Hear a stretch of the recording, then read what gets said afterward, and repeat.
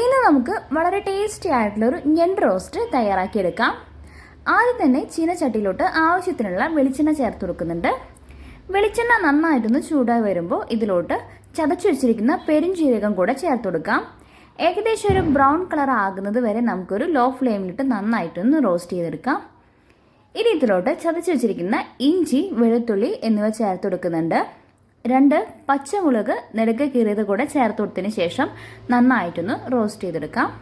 ഏകദേശം കളറൊക്കെ ചേഞ്ചായി വന്നിട്ടുണ്ട്.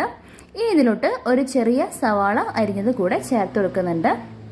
ഇനി ഇതിലോട്ട് നമുക്ക് ഒരു ചെറിയ തക്കാളിയുടെ കഷ്ണം കൂടെ അരിഞ്ഞത് ചേർത്ത് കൊടുക്കാം. നന്നായിട്ട് ഒന്ന് റോസ്റ്റ് ചെയ്തെടുക്കാം. ഏകദേശം ഒന്ന് പാകമായിട്ടുണ്ട് കേട്ടോ. ഇനി നമുക്ക് ഇതിലോട്ടുള്ള പൊടികൾ ചേർത്ത് കൊടുക്കാം.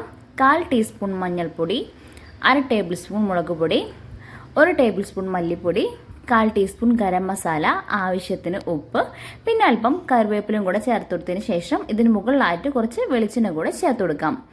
എന്നിട്ട് പൊടിയുടെയൊക്കെ പച്ചമണം മാറുന്നത് വരെ നമുക്ക് നന്നായിട്ടൊന്ന് റോസ്റ്റ് ചെയ്തെടുക്കാം. ഇനി ക്ലീൻ ചെയ്ത് വെച്ചിരിക്കുന്ന ഞണ്ട് ഇതിലോട്ട് ഇട്ട് കൊടുക്കുന്നുണ്ട്. ഇനി ഇതിൽ നന്നായിട്ടൊന്ന് മസാല പിടിക്കുന്നത് വരെ നമുക്ക് നന്നായിട്ടൊന്ന് ഇളക്കി കൊടുക്കാം. ഏകദേശം മസാലയൊക്കെ ഞണ്ടിൻ്റെ മുകളിൽ പിടിച്ചിട്ടുണ്ട്. ഇനി നമുക്ക് കുറച്ച് നേരം ഒന്ന് അടച്ച് വേവിച്ചെടുക്കാം. ഇതിലോട്ട് അല്പം വെള്ളം കൂടെ നമുക്ക് ചേർത്ത് കൊടുക്കണം. ഒരുപാട് വെള്ളം ചേർത്ത് കൊടുക്കേണ്ട ആവശ്യമില്ല. നമ്മുടെ ഞണ്ടൊക്കെ നന്നായിട്ടൊന്ന് വെന്ത് വരുമ്പോൾ അതിൽ നിന്ന് തന്നെ കുറച്ച് വെള്ളം നമുക്ക് കിട്ടും. അപ്പോൾ ഇതൊന്ന് നന്നായിട്ട് മിക്സ് ചെയ്ത് കൊടുത്തതിന് ശേഷം നമുക്ക് അടച്ച് വെച്ച് കുറച്ച് നേരം ഒന്ന് വേവിച്ചെടുക്കാം. ഏകദേശം ഇതേ പാകമായിട്ട് വെന്തിട്ടുണ്ട് കേട്ടോ. നന്നായിട്ടൊന്ന് കുറുകിയിട്ടുണ്ട്.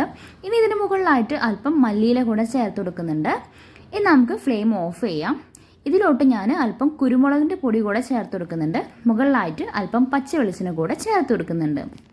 അപ്പോൾ നമ്മുടെ ഞണ്ട് റോസ്റ്റിൻ്റെ റെസിപ്പി ഇഷ്ടപ്പെട്ടിട്ടുണ്ടെങ്കിൽ ഒന്ന് ട്രൈ ചെയ്ത് നോക്കണേ. ബൈ.